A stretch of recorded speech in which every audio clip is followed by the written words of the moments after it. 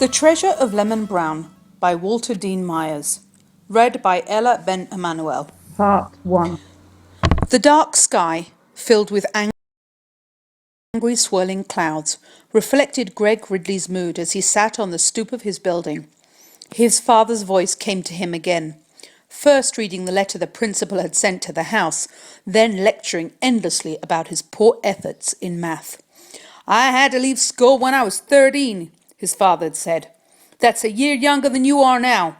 If I'd had half the chances you have, I'd—" Greg had sat in the small pale green kitchen listening, knowing that the lecture would end with his father saying he couldn't play ball with the Scorpions. He'd asked his father the week before, and his father had said it depended on his next report card. It wasn't often that the Scorpions took on new players, especially 14-year-olds, and this was the chance of a lifetime for Greg. He hadn't been allowed to play high school ball, which he'd really wanted to do, but playing for the community centre team was the next best thing. Report cards were due in a week, and Greg had been hoping for the best, but the principal had ended the suspense early when she'd said that the letter saying Greg would probably fail in maths if he didn't spend more time studying. "And you want to play basketball?" His father's brows knitted over the deep brown eyes. "That must be some kind of joke. Now you just get into your room and hit those books." That had been 2 nights before. His father's words, like the distant thunder that now echoed through the streets of Harlem, still rumbled softly in his ears.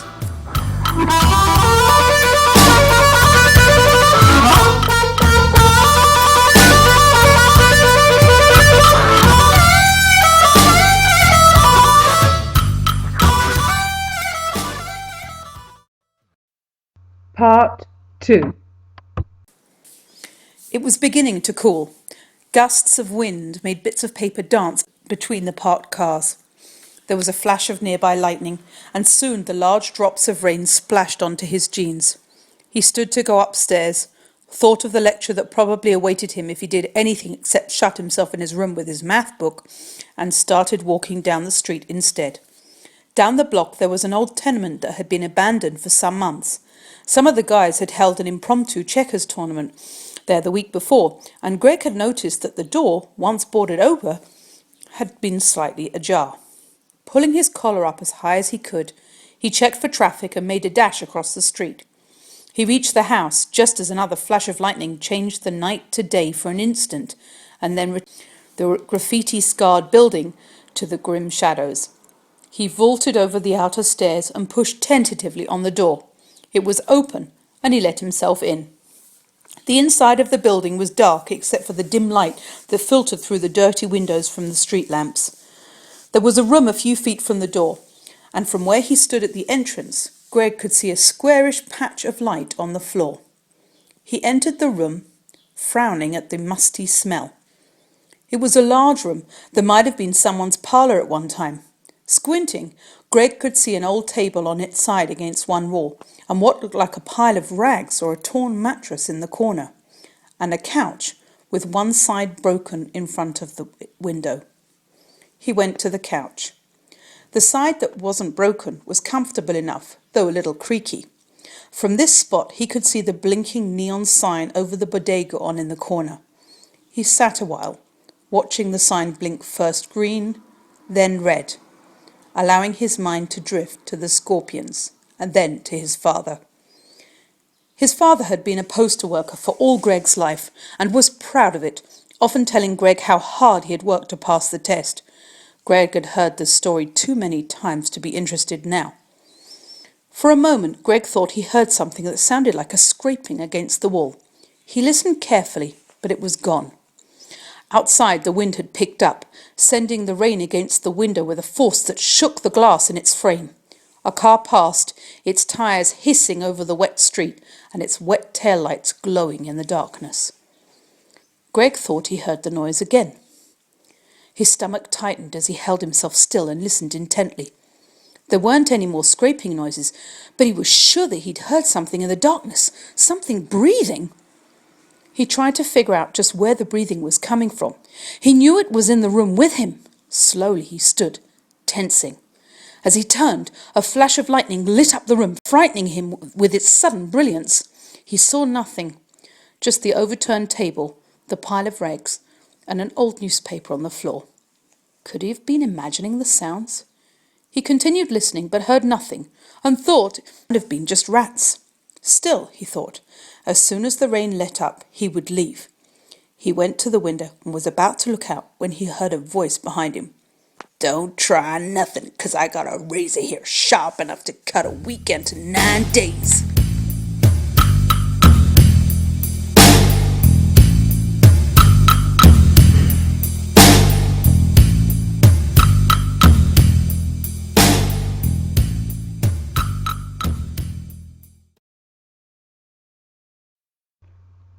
Part 3. His voice was high and brittle, like dry twigs being broken, surely not one he had ever heard before. There was a shuffling sound as the person who'd been speaking moved a step closer. Greg turned, holding his breath, his eyes straining to see in the dark room. The upper part of the figure before him was still in darkness. The lower half was in the dim rectangle of the light that fell unevenly from the window. There were 2 feet in cracked, dirty shoes, from which rose legs that were wrapped in rags. "Who are you?" Greg hardly recognized his own voice. "I'm Lemon Brown," came the answer. "Who are you?" "Greg Ridley." "What are you doing here?" The figure shuffled forward again, and Greg took a small step backward. "It's raining," Greg said. "I can see that," the figure said. The person who called himself Lemon Brown peered forward, and Greg could see him clearly. He was an old man. His black, heavily wrinkled face was surrounded by a halo of crinkly white hair and whiskers that seemed to separate his head from the layers of dirty coats piled on his smallish frame. His pants were bagged to the knee, where they met with rags that went down to the old shoes. The rags were held on with strings, and there was a rope around his middle.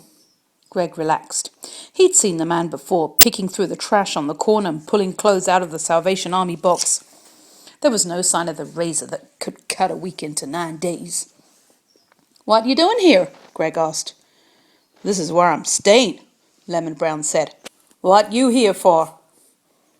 "Told you it was raining out," Greg said, leaning against the back of the couch until he felt it give slightly. "Ain't you got no home?" "I got a home," Greg answered. "You ain't one of those bad boys looking for my treasure, is you?" Lemon Brown cocked his head to one side and squinted one eye. "Because I told you I got me a razor." "I'm not looking for your treasure," Greg answered, smiling, "if you have one." "What you mean, if I have one?" Lemon Brown said. "Every man got a treasure. You don't know that? You must be a fool." "Sure," Greg said as he sat on the Sure, Greg said as he sat down on the sofa and put one leg over the back. "What do you have, gold coins?" "Don't you worry none about what I got," Lemon Brown said. "You know who I am?"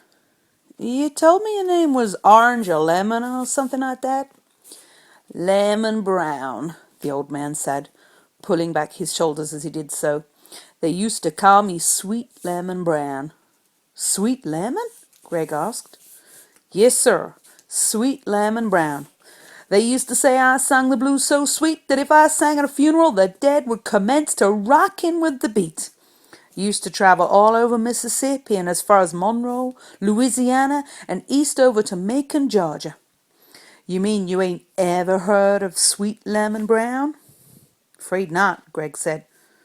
What happened to you?" "Hard times, boy, hard times always after a poor man. One day I got tired, sat down to rest a spell, and felt a tap on my shoulder. Hard times caught up with me." "Sorry about that." "What you doing here? How come you didn't go home when the rain come? Rain don't bother you young folks none?" "Just didn't." Greg looked away. "I used to have a naughty-headed boy just like you." Lemon Brown had half walked, half shuffled back to the corner and sat down against the wall. Had them big eyes like you got. I used to call 'em moon eyes. Look into them moon eyes and see anything you want. How come you gave up singing the blues? George asked. Didn't give it up, Lemon Brown said. You don't give up the blues. They give you up. After a while you do good for yourself, and it ain't nothing but foolishness singing about how hard you got it. Ain't that right? I guess so.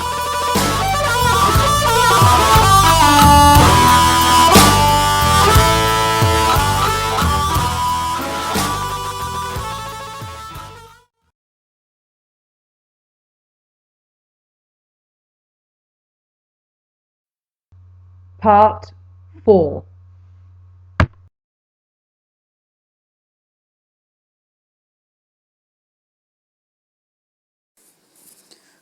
What's that noise? Lemon Brown asked, suddenly sitting upright. Greg listened, and he heard a noise outside. He looked at Lemon Brown and saw the old man was pointing toward the window. Greg went to the window and saw 3 men, neighbourhood thugs, on the stoop. One was carrying a length of pipe.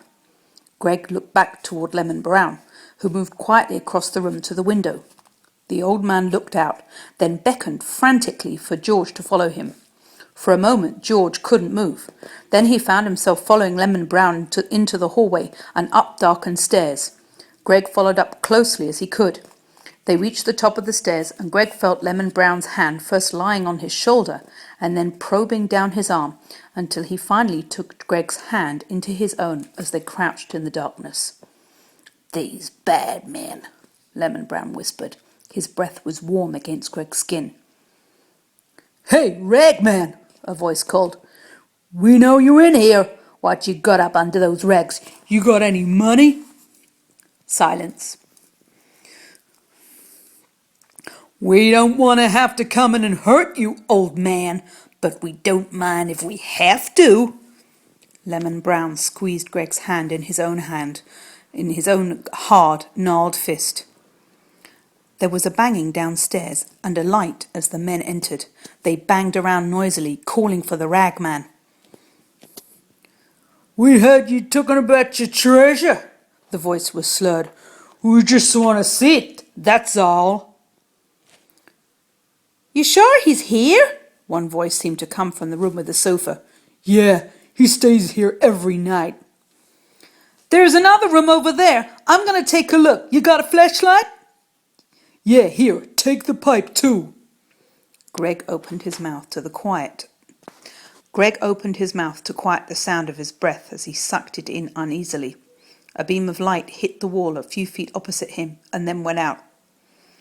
"Ain't nobody in that room," a voice said. "You think he's gone or something?" "I don't know," came the answer. "All I know is that I heard him talking about some kind of treasure.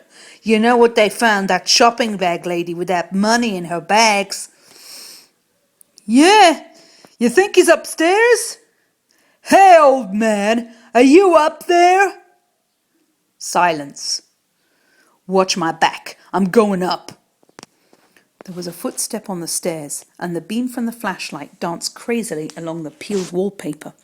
Greg held his breath. There was another step and a loud crashing noise as the man banged the pipe against the wooden banister.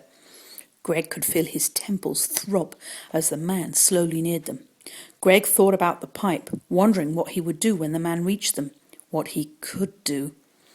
Then Lemon Brown released his hand and moved toward the top of the stairs. George looked around and saw the stairs going up to the next floor. He tried waving to Lemon Brown, hoping the old man would see him in the dim light and follow him to the next floor. Maybe, Greg thought, the man wouldn't follow them up there. Suddenly, though, Lemon Brown stood at the top of the stairs, both arms raised above his head. "There he is!" a voice cried from below. "Throw down your money, old man, so I won't have to bash your head in." Lemon Brown didn't move. Greg felt himself near panic. The steps came closer, and still Lemon Brown didn't move. He was an eerie sight, a bundle of rags standing at the top of the stairs, his shadow on the wall looming over him. Maybe, the thought came to Greg, the scene could be even eerier. Greg wet his lips, put his hands to his mouth, and tried to make a sound. Nothing came out. He swallowed hard, wet his lips once more, and howled as evenly as he could. "Ow! What's that?" As Greg howled, the light moved away from Lemon Brown, but not before Greg saw him hurl his body down the stairs at the men who had come to take his treasure. There was a crashing noise and then footsteps. A rush of warm air came in as the downstairs door opened. Then there was only an ominous silence. Greg stood on the landing. He listened, and after a while there was another sound on the staircase. "Mr. Brown?" he called. "Yeah, it's me," came the answer. "I got that flashlight." Greg exhaled in relief as Lemon Brown made his way slowly back up the stairs. "You okay?" "Few bumps and bruises," Lemon Brown said. "I think I'd better be going," Greg said, his breath returning to normal. "You better leave too, before they come back." "They may hang around outside for a while," Lemon Brown said, "but they ain't getting their nerve up to come in here again, not with crazy old ragman and howling spooks. Best you stay a while till the coast is clear. I'm heading out west tomorrow, out to East St. Louis." "They were talking about treasures," Greg said. "You really have a treasure?" "What'd I tell you? Didn't I tell you every man got a treasure?" Lemon Brown said. "You want to see mine?" "If you want to show it to me," Greg shrugged. "Let's look out the window first, see what them scoundrels be doing," Lemon Brown said. They followed the oval beam of the flashlight into one of the rooms and looked out the window. They saw the men who had tried to take the treasure sitting on the curb near the corner. One of them had his pants leg up, looking at his knee. "You sure you're not hurt?" Greg asked Lemon Brown. "Nothing that ain't been hurt before," Lemon Brown said. "When you get as old as me, all you say when somebody hurts is, 'Howdy, Mr. Payne, sees you back again.' Then when Mr. Payne says he can't worry you none, he go on mess with someone else." Greg smiled.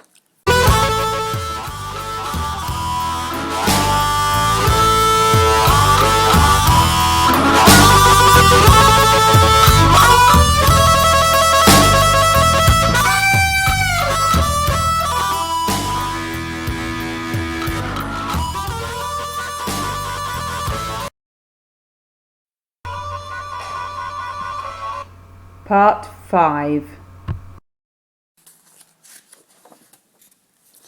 "Here, you hold this." Lemon Brown gave Greg the flashlight. He sat on the floor near Greg and carefully untied the strings that held the rags on his right leg. When he took the rags away, Greg saw a piece of plastic. The old man carefully took off the plastic and unfolded it. He revealed some yellowed newspaper clippings and a battered harmonica.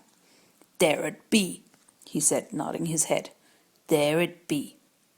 Greg looked at the old man, saw the distant look in his eye, then turned to the clippings. They told of Sweet Lemon Brown, a blues singer and harmonica player who was appearing at different theatres in the South. One of the clippings said he'd been the hit of the show, although not the headliner. All of the clippings were reviews of shows Lemon Brown had been in more than 50 years ago. Greg looked at the harmonica. It was dented badly on one side, with the reed holes on one end nearly closed. "I used to travel around and make money for to feed my wife and Jesse. That's my boy's name. Used to feed them good, too. Then his mama died, and he stayed on with his mama's sister. He growed up to be a man, and when the war came, he saw fit to go off and fight in it. I didn't have nothing to give him except these things that told him who I was and what he came from. And if you know your pappy did something, you know you can do something too. Anyway, he went off to war, and I went off still playing and singing. Course, by then I wasn't as much as I used to be, not with somebody to make it worth the while. You know what I mean?" "Yeah," Greg nodded, not really knowing. "I travelled around, and one day I come home, and there was this letter saying Jesse got killed in the war. Broke my heart. It truly did. They sent back what he had with him over there, and what it was is this old mouth thistle and these clippings. Him carrying it around with him like that told me it meant something to him. That was my treasure, and when I gave it to him, he treated it just like that, a treasure. Ain't that something?" "Yeah, I guess so." Greg said. You guess so? Lemon Brown's voice rose an octave as he started to put his treasure back into the plastic.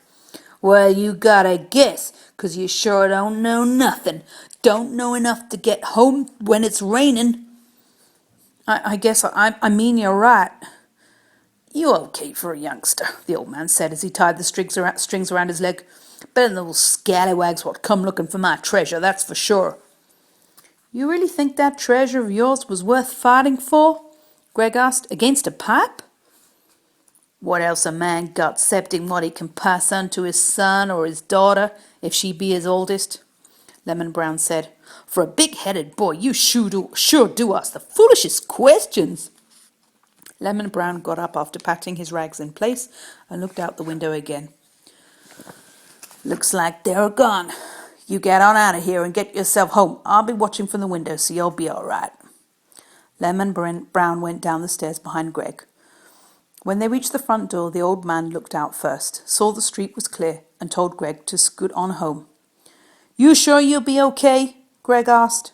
Now, didn't I tell you I was going to East St. Louis in the morning? Lemon Brown asked. Don't that sound okay to you? Sure it does, Greg said. Sure it does. And you take care of that treasure of yours. That I'll do, Lemon said, the wrinkles about his eyes suggesting a smile. That I'll do. The night had warmed and the rain had stopped, leaving puddles at the curbs. Greg didn't even want to think how late it was. He thought ahead of what his father would say and wondered if he should tell him about Lemon Brown. He thought about it until he reached his stoop and decided against it. Lemon Brown would be okay, Greg thought, with his memories and his treasure. Greg pushed the button over the bell marked Ridley, thought of the lecture he knew his father would give him, and smiled.